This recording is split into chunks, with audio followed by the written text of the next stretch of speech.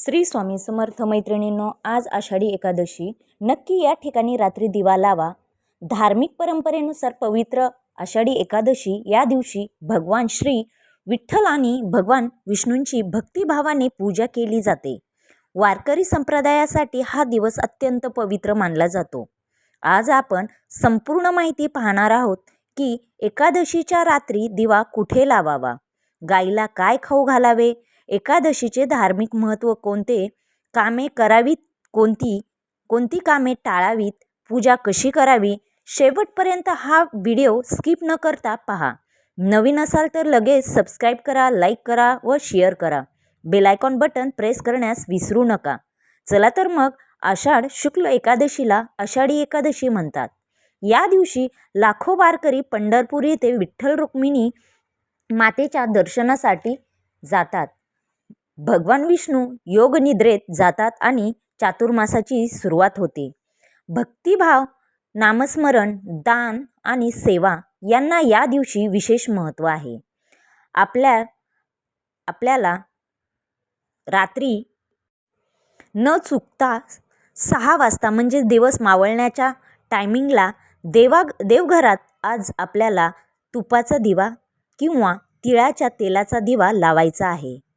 तुळशी म्हणजेच वृंदावनाजवळ दिवा लावण्याचीही प्रथा आहे वृंदावनाजवळ.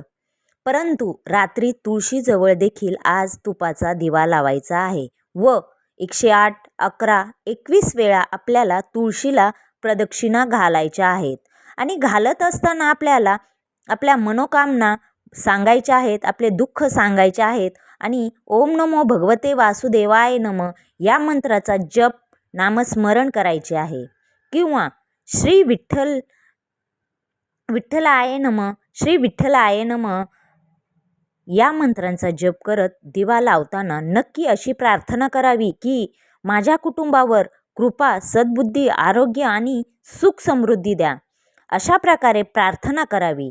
हे आपल्याला रात्री करायचे आहे. त्यानंतर आपल्याला गाईला आज हिरवा चारा द्यायचा आहे. गवत, भिजवलेले हरभरा, गूळ आणि चारा, स्वच्छ पाणी हे सर्व प्रेमाने आणि कोणताही त्रास न देता खाऊ घालायचं आहे. फक्त खाऊ घालू नका, तर गाईच्या पायावर पाणी घाला. नंतर हळदी कुंकू, अक्षदा, फूल वाहून नमस्कार करा. कारण गाईला किती महत्त्व आहे. गाईमध्ये खूप माता लक्ष्मी मानली जाते. 33 कोटी देव तिच्या ह्याच्यामध्ये असतात. तर अशा प्रकारे गाईला खूप महत्त्व आहे. आणि आपल्याला अक्षदा, फूल वाहून नमस्कार करा, प्रदक्षिणा घाला व खायला भाकरी किंवा गूळ चारा खायला घाला.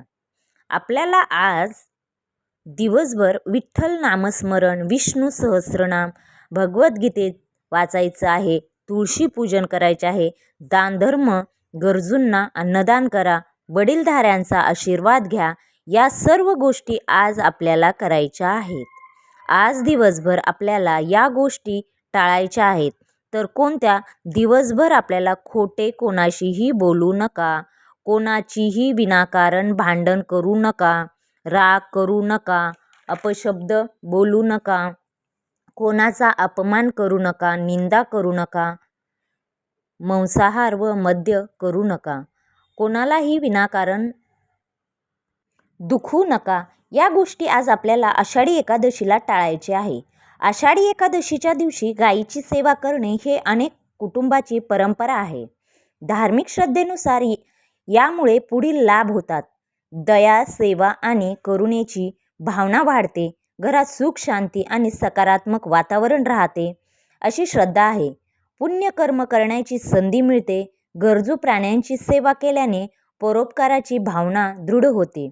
आषाढी एकादशी हे केवळ उपवासाचा दिवस नाही, तर भक्ती, सेवा, दया आणि चांगल्या आचरणाचा सदैव देणारा पवित्र दिवस आहे. श्रद्धेने पूजा करा, दिवा लावा, गायीची सेवा करा, गरजूंना मदत करा आणि भगवान विठ्ठलांचे आज तुम्ही नामस्मरण करा. अशा प्रकारचे जे आपल्याला आज आषाढी एकादशीला नक्की या ठिकाणी जो दिवा लावायचा आहे तुळशी मातेजवळ आपल्याला तुपाचा दिवा लावायचा आहे. दिवस मावळता प्रदक्षिणा घालायच्या आहेत आपल्याला.